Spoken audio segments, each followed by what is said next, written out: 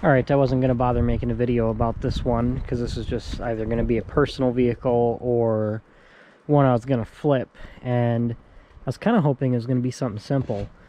I believe this is an 06, 05 or 06 Subaru Outback wagon, and it is a 5-speed manual transmission, which is kind of the reason I wanted to keep it for myself. I had talked to the guy, he posted it on Facebook, I believe it was for $1,200, and he had said that it had a miss. He didn't know why it had a miss, he didn't want to mess with it.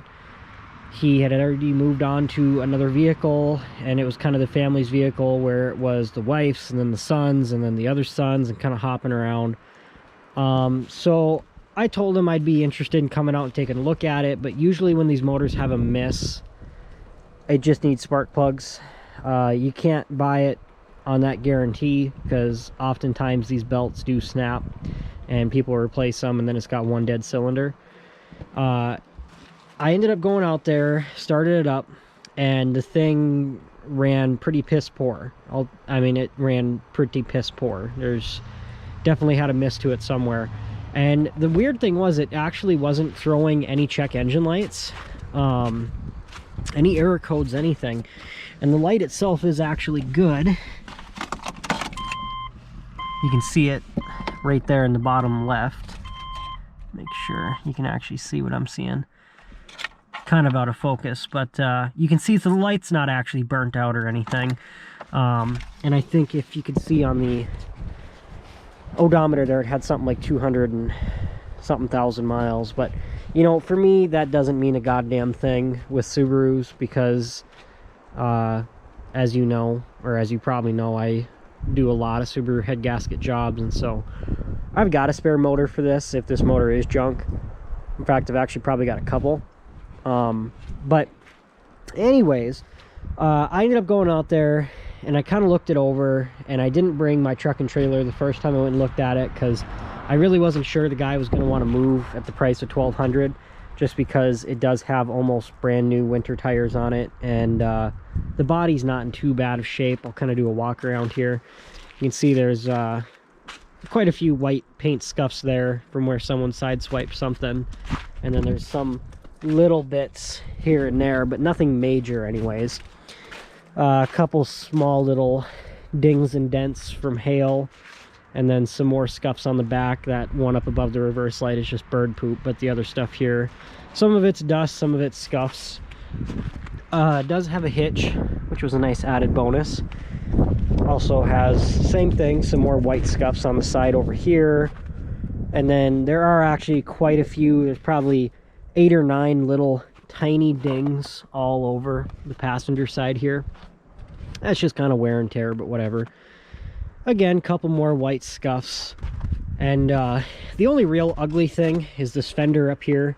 It's got pushed in pretty bad, and it's obviously paint's flaking and it got creased, and it's also flaking right up here on the front.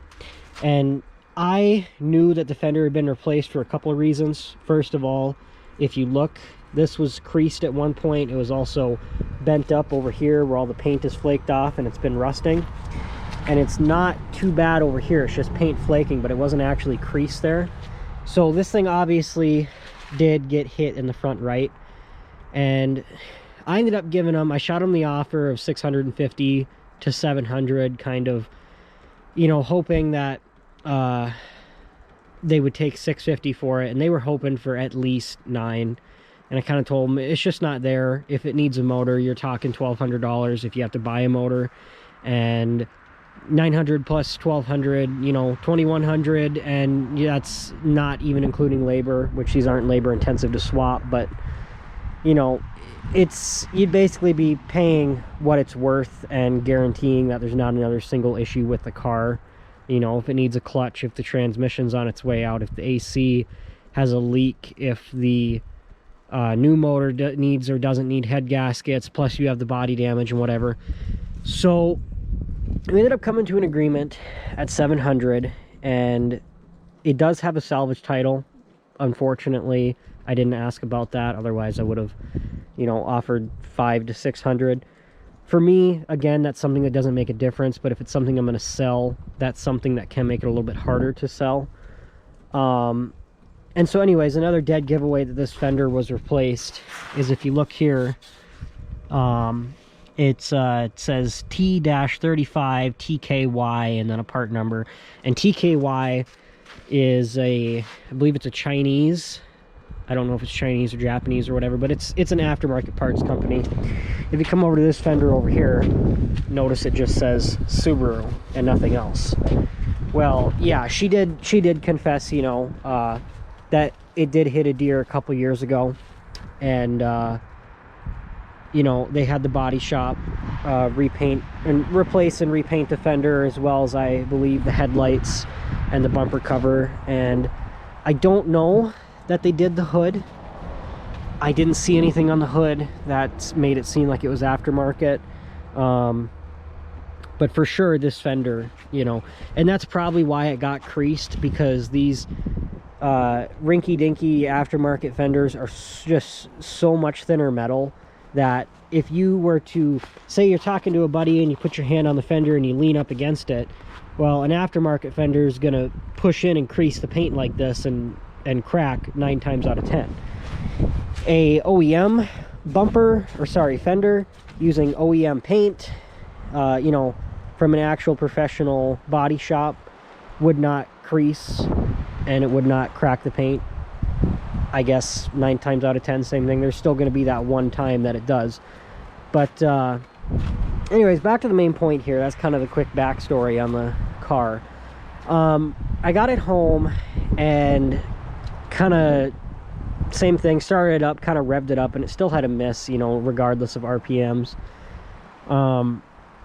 I would think if it had a bad spark plug, it would throw a code. So I ended up disconnecting the basically the coil pack, and you know, I did my routine yearly checkup to make sure I don't have a pacemaker, because I tried to do it while it was running.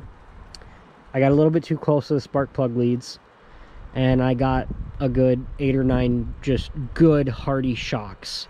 So everything checks out. Don't need to go to the hospital to make sure that you know, my heart wasn't replaced, and or not replaced, but that I don't have a pacemaker, I guess I should say.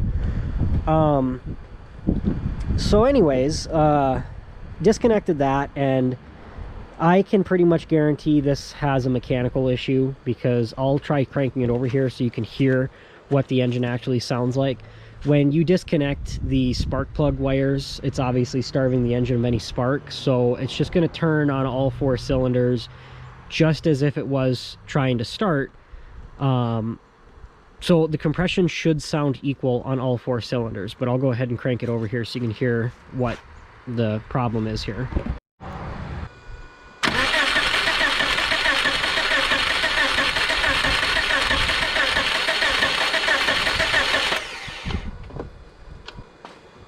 All right, so if you heard that, you can definitely hear one of the cylinders sounds off, because you can almost count 1 2 3 4 1 2 3 4, and you always know which one.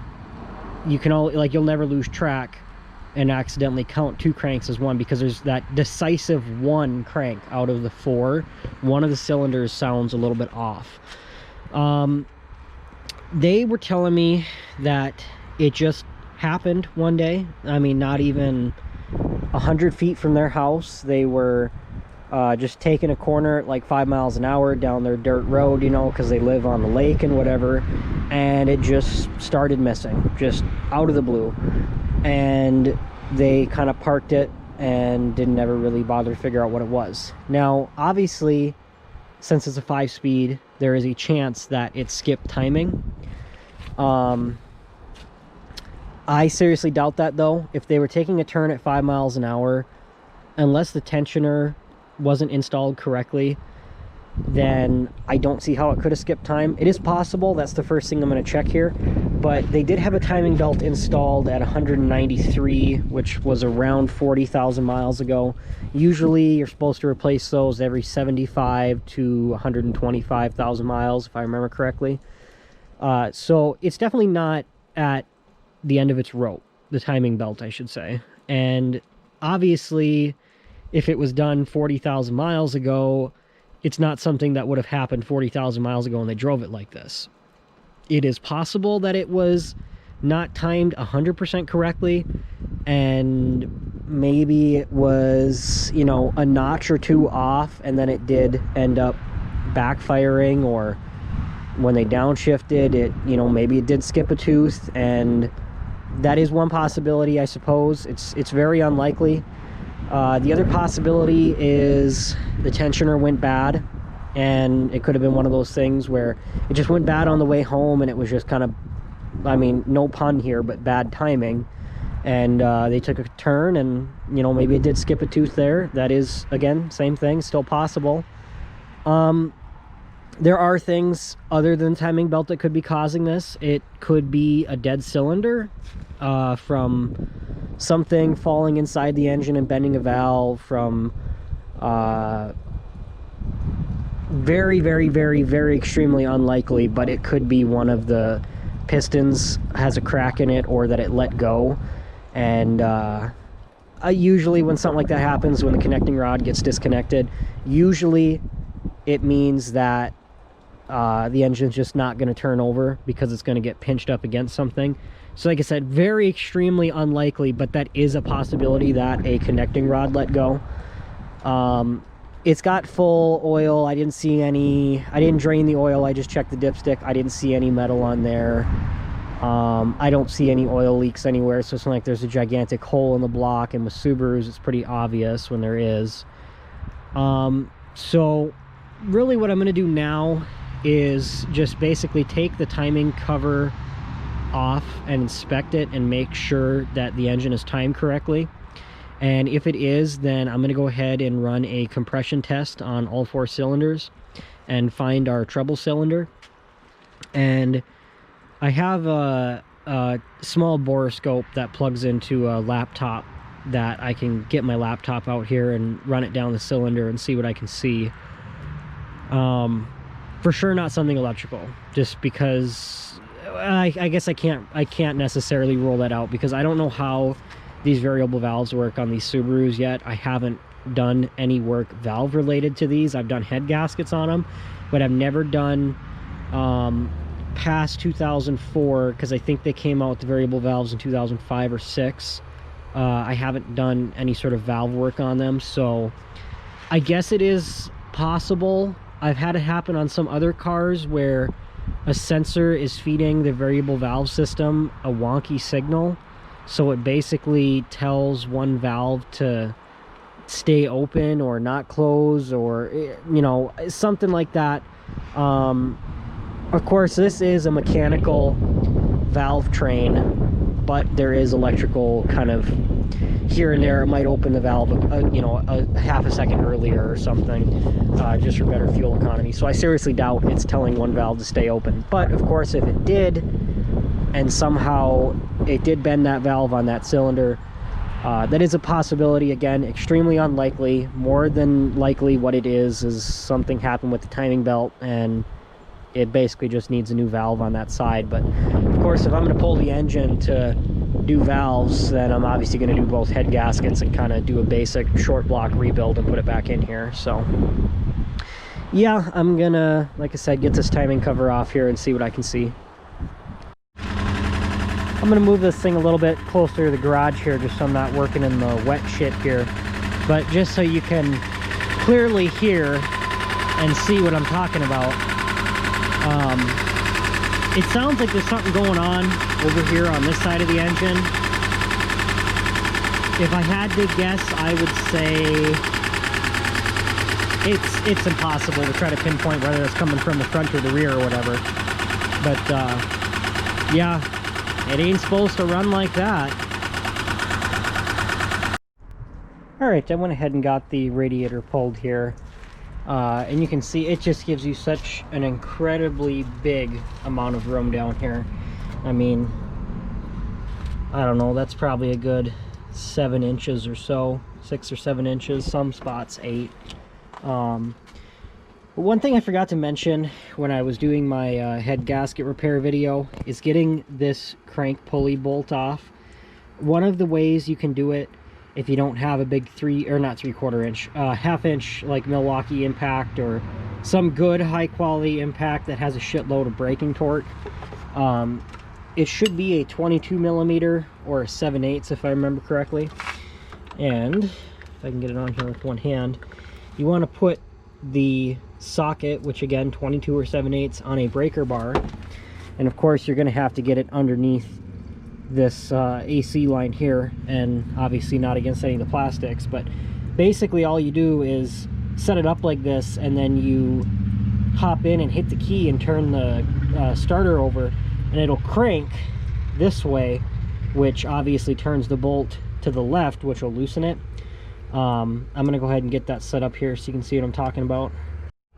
All right, so I've got it set up here where it's on the breaker bar, and the breaker bar is sliding underneath everything, and it's literally just resting against the frame rail and nothing else. I'm gonna go in and hit the starter so you can see how I mean you can break this loose really easily.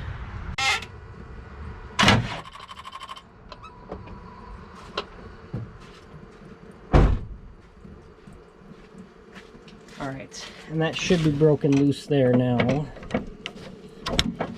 Yep, so that's loose.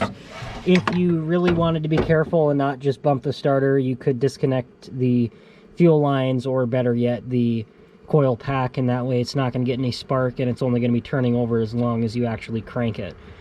So then you can unthread this by hand. The reason you need to take that off is because in order to get the plastic timing cover off, you need to take this big ass balancer out of the way. Alright, I got the timing cover all off here.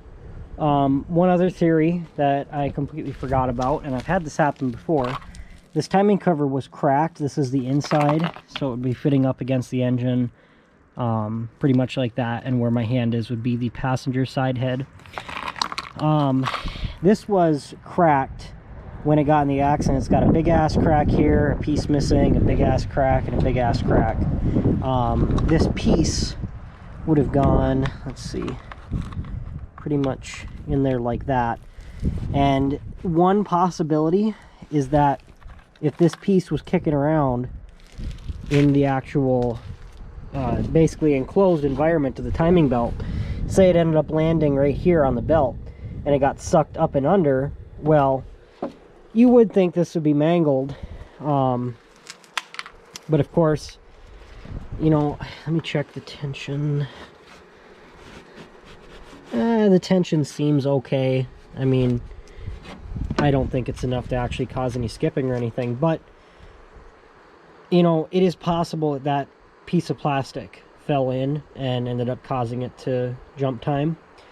I'm going to turn the engine over here to top dead center and kind of line up my marks and see if everything's where it needs to be. Alright, so I'm going to have to take you off the little octopus mount here so I can get you down in there, so the audio might get a little bit janky. I don't know where exactly the microphone is on this thing. I think it's on the left side, so I'm going to try to avoid holding there. So you see there the mark right there, not the white spot, but the actual mark is lined up with the mark right there. Can't really get the thing to focus all that great, but that's pretty damn close to where it needs to be in line. If we come over to this one over here, we can see the mark there is close to the mark in the top, that little notch in the plastic. Maybe a tooth off, but I don't know. It's pretty goddamn close there. I've had engines run much closer, or much farther off, I should say, and still run. But then we come over to this side. You notice the mark there is about 3 notches off. It's basically this little white mark here needs to line up with where basically the top part of the valve train bolts to the head, so the shiny metal part and the corroded part, and that's a good 2-3 teeth off at least. So I'm going to pull the tensioner off here and take this belt off and inspect it for any cracks, and then there is a way to reset these tensioners. You don't have to replace them, but they are basically hydraulically spring loaded, and I'll show you how to reuse these things. Don't reuse them if the bearing's making any noise. They're not that expensive. Really, you only want to reuse these things if you're going to be testing it. You know, if I'm actually going to keep this car while I have it apart, if any of these idler bearings are making noise or the belt looks crappy, the tensioner looks wet. So I don't know if it blew out and it lost tension. I don't know. We'll see, but regardless, you should replace the tensioner anyways. Alright, so I couldn't really see with my eyes that well. There is a notch on the back of the crankshaft here, I should say the gear.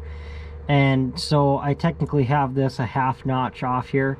So I had to turn it back over. I wasn't able to see too great based off of this little dot. And it was actually the dot that you base this one off of. This notch is like just crap on the front of the crank. So again, crank gear. That bearing definitely needs to be replaced. That one definitely needs to be replaced. The actual tensioner wasn't making any noise. But again, I don't see how any fluid could have actually gotten onto this thing without it being a junk tensioner. So anyways, when I had this where I was showing you all the marks where it wasn't 100% accurate, the engine actually would have been turned over another half notch. And the crank does 2 revolutions for every 1 revolution of the camshaft. So this notch can be lined up with the notch in the block, but then these notches could be 180 degrees facing straight down. Which, you know, initially I thought, well, then maybe that means it wasn't out of time. Well, no, because if you think this is a half notch off, that means this is going to be a whole notch off. So if it's still turned over, you know, let's just say it's turned over a full notch too far, and the old gear was sitting like right about here, I think it was, that means it would have been sitting right there if I actually had it timed correctly. So I think that's our problem right there. I think that's our problem child. So like I said, I got that lined up where it needs to be. I got that one lined up pretty much where it needs to be, maybe a hair more to the left. And then I got to turn this back over, which, because one cylinder had no compression, I was able to turn it over by hand, or I guess I should say low, not no. And then when you take this tensioner off, that goes right, the bolt goes in right here.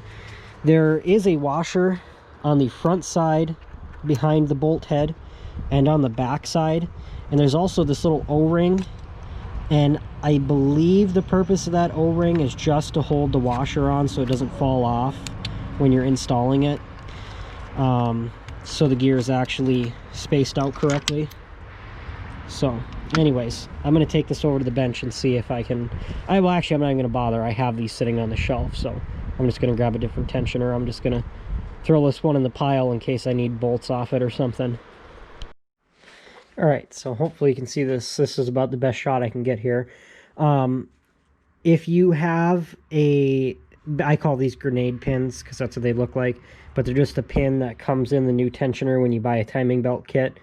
Hold on to these things. I just got it in a little Ziploc baggie here along with the spacer, and this is just for manual transmissions to put the anti-time skipping shield on. I don't really think it does anything. This will actually be the only manual I've ever had that has actually had it. Otherwise, people always throw them away. So I've just got it set up in the vise here, and you want to make sure it's high enough up to where it's going to clear this jaw. Otherwise, you're not going to be pressing on the bottom of the piston here. And all you have to do is just slowly squeeze it in and just tighten this thing. And it should go in somewhat hard. I also need to get a new frickin' vise here. This thing sucks. But as long as you slowly go in easily, it shouldn't get harder the deeper you go, basically, is what I'm trying to say. If you kind of turn a little bit, let it sit, turn a little bit, let it sit, turn a little bit, and I think that's because from what I've read, it's hydraulic. And then once you get the pin lined up, you just feed it through. You want to make sure it goes all the way through to the back. And the other thing, when I've done this with Allen keys, almost every time I do this, I put it in backwards, and then when I go to install it, the pin's hanging out the bottom, and that does me no good. So now I have to take it apart, pull the pin, and reset the pin. And you don't want to go super far out the back. You just want to go enough to where the tip of the pin here is just sitting in the back hole.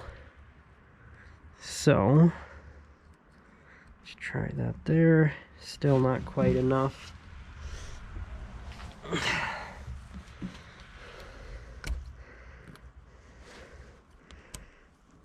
Almost. I think I have to go a hair more.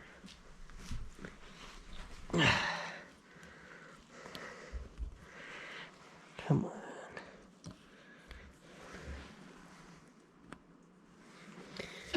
Change my light here so I can see what I'm doing. Yeah, I just have to go a hair more. It really doesn't want to go a hair more, but...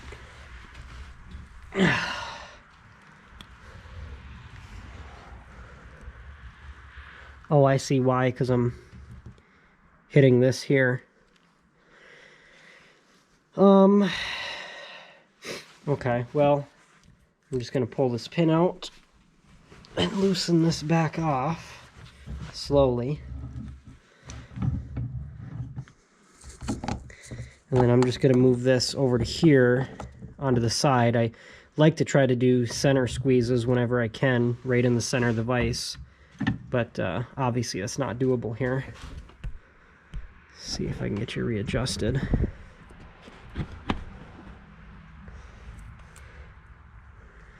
Yeah, and like I said, the lighting's not fantastic, but is that better or worse? I don't know. We're just gonna pretend it's worse.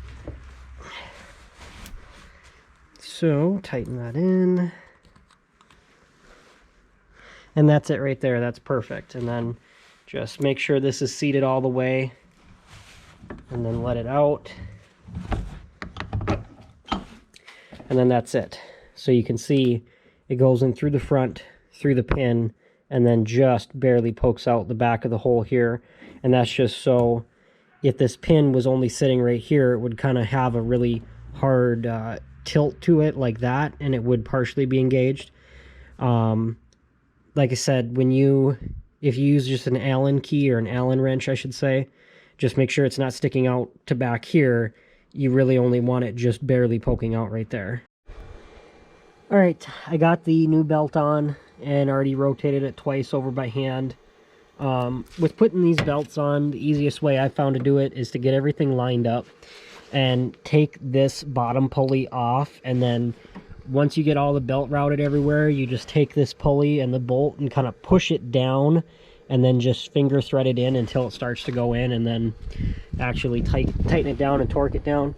I already did one quick test start here, but I'll kind of show you what it does when you start it now.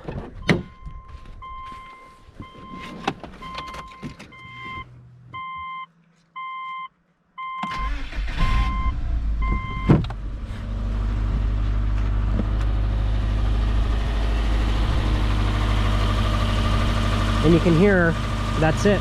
That solved the problem. You know, I think it was a combination of maybe I didn't install the actual cover here yet. I still have to. But I found these bits of timing belt in there. Like, I mean, not negligible sizes. And I blew it all out with air before throwing the belt back on. And I replaced a couple of the bearings. But I think it was a combination of the fact with this broken piece of plastic here, along with bits of timing belt, that just caused the thing to jump time. I'm going to shut it off here because there's still coolant in the engine. It hasn't all leaked out of the thermostat, but obviously I'm not going to run it forever like that. So anyways, I am confident the thing just jumped time. Thankfully, it did not shred the belt, because these are interference motors and they will bend valves when the belt ends up popping like that. When it skips time, that's a different story, as long as it's not too severe. So yeah, this was an incredibly easy fix compared to pulling the motor. And actually, I thought the way it was running before, it really did sound like something was knocking. I mean, there is a little bit of piston slap. If you're familiar with Subaru engines, that noise, the way it sounded just then, was as good as any Subaru engine of this era is ever going to sound. Because obviously it's freezing cold out, the engine's not warmed up, it's got adjustable valves, and it's aluminum everything, block heads, you know. So yeah, they're a little bit noisy on startup, and it'll sound like there's a lot of clattering, but once it warms up, it will actually sound a lot better. I'm going to get everything thrown back together here. I may get some video of it once it's all warmed up, just so you can hear how much better it is, but I think that video right there was just sufficient enough. So yeah, if your Subaru seems like it's got a miss or a dead cylinder, you know, that's definitely worth checking out. I mean, like I said, you could hear, based on the way it was turning over, it sounded like one of the cylinders was dead. And I mean, I was confident I was gonna have to pull this motor. So I'm happier than a pig in shit right now that I don't have to do that, and that solved the problem.